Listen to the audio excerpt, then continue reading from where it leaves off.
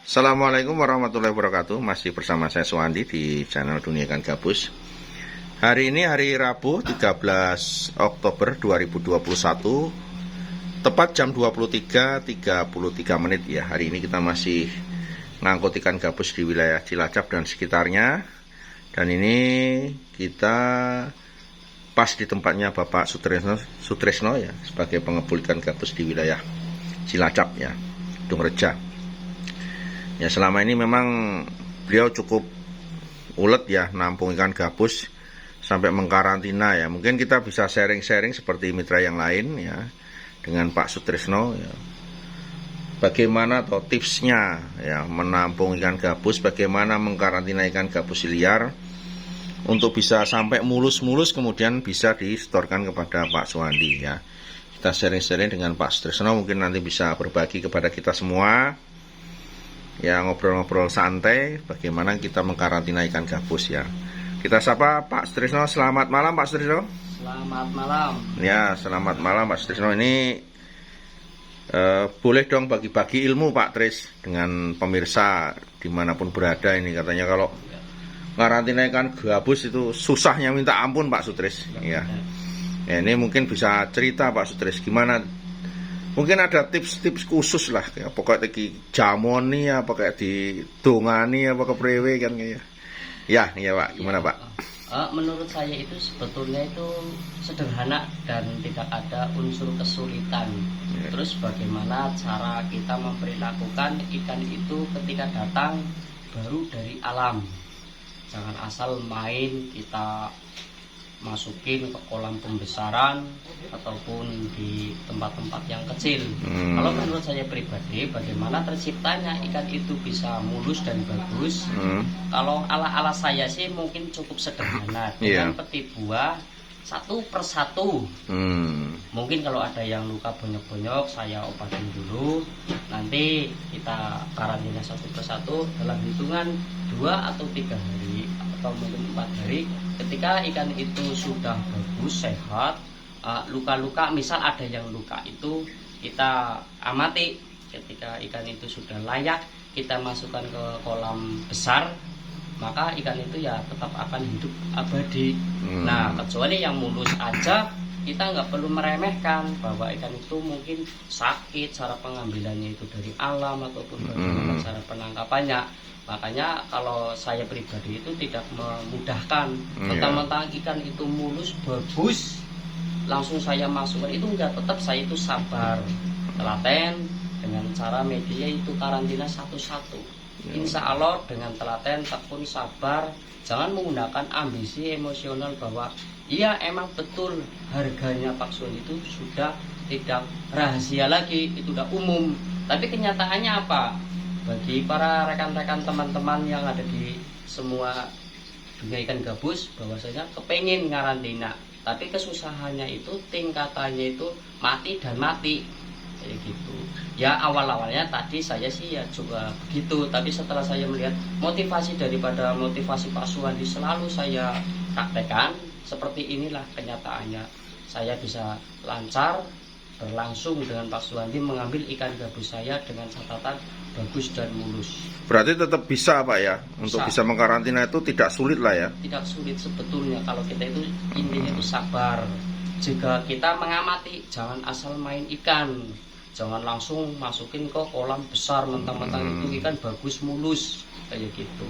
Nah apalagi yang agak rusak sedikit itu bisa sembuh. Bisa sembuh Pak ya? Betulnya bisa sembuh, iya.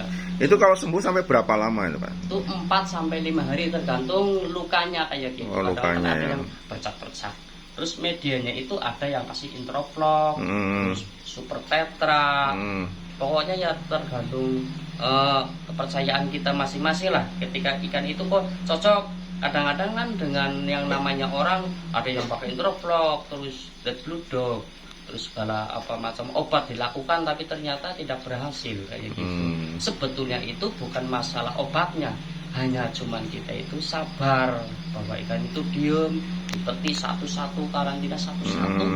Insya Allah 4 atau 5 hari sehat dan pasti dijamin untuk masuk ke kolam pembesaran. Insya Allah bisa selamat dan bagus. Itu masuk di kotak peti buah itu untuk ikan ukuran berapa Pak itu? Apa semua ukuran macam-macam? Ya, semua ukuran, baik yang 500 gram up, 7, 8 sampai 1 kilo ke atas tetap Masuk ya? Pertama datang itu dari kota itu Tetap saya dikarantina satu-satu ya? Satu kayak gitu. Jadi pemirsa dikarantina satu persatu ya. Itu walaupun mulus tetap ya dikarantina Pak ya? Iya, tetap. Jadi bukan karena mulus lalu dicampur dengan yang lain-lain, tetap harus dikarantina ya di situ ya?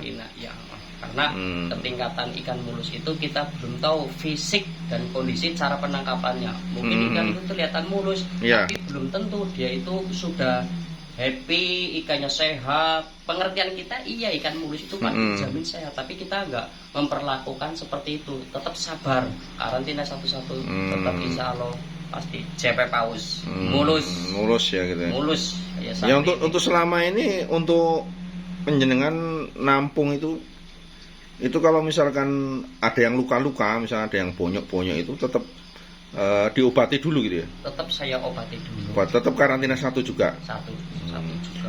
Lalu kalau sudah mulus itu sampai berapa hari biasanya Pak? Sudah mulus lalu dipindah ke kolam yang besar itu sampai berapa hari biasanya? 4 sampai 5 hari baru kita pindahkan ke kolam pembesaran. Tergantung kita itu melihat ikan fisiknya sudah bagus, sudah layak, ya kita angkat kayak gitu. Itu satu kolam diisi berapa kalau yang untuk kolam yang besar itu biasanya? Kalau yang kolam besar itu mungkin kalau saya masukin 20 atau 30 sudah stok 30 kilo. Nanti kalau ada yang datang baru lagi jangan dicampur. Kita masukin ke kolam yang lainnya. Kolam yang lain gitu. Jadi bisa dikatakan kalau satu kolam itu ya sekali datang itu saja jadi satu ya. Iya. Sampai nanti betul-betul mulus baru kalau ada ikan datang lagi di kolam yang lain gitu ya. Iya.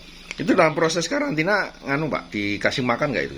Oh, kalau sudah dalam proses karantina ke kolam yang besar, saya jamin itu 1-2 hari kita pancing dengan jangkrik. Nah, nanti kalau dia udah mulai makan, langsung kita kasih percil.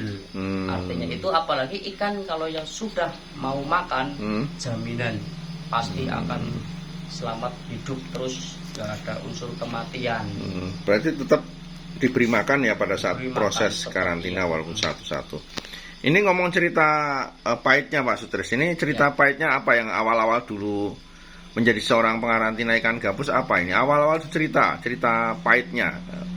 Awal-awal saya jadi pengarantina gabus itu sebetulnya saya itu di dunia ikan itu udah banyak sekali, dari gramel, lele, jair, segala macam lah. Udah pernah coba ya? Iya udah pernah coba. Tapi kelihatannya kalau saya copik-copik di channel saya Pak Suwandi, loh kok ikan ini sangat istilahnya menguntungkan untuk perekonomian. Gitu. Awal saya ngarantina itu saya juga sama seperti ada yang mati, ada yang luka, ada yang apa kita beli. Tapi sekarang saya nggak ceroboh. Bahkan dulu saya hampir itu pernah melakukan kefatalan, mati sampai 5 kilo, 10 kilo, 15 kilo. Justru itu dari pembelajaran. Kalau belum ada pekarangan itu penuh dengan kuburan bogok, belum berhasil. Waduh, ini mitra pemirsa, ini kalau slogannya Pak Sutris ini kalau pekarangan kita belum penuh penuh dengan kuburan bogok Pak. Bogok, iya. Itu belum sukses Pak ya?